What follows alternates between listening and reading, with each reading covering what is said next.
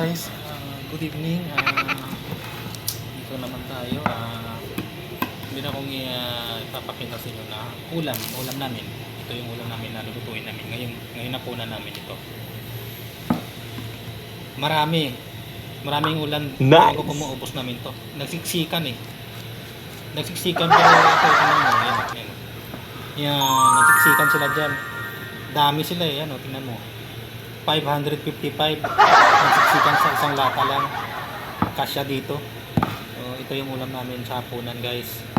Saka ito guys, ito yung ayan. Ito guys, sino yung kumakain nito? Kung gusto nyo ito, ito tayo. Ano to? Anong isda yan? Di ko alam kung anong isda to eh. Sabi na nila matanda. Tuyo. Pero hindi siya tuyo talaga, yung parang hindi siya nakababad sa araw, sa pagbilad ba, hindi siya nakababad ng araw. Parang ano pa siya eh, parang isda pa talaga. Parang fresh pa na isda.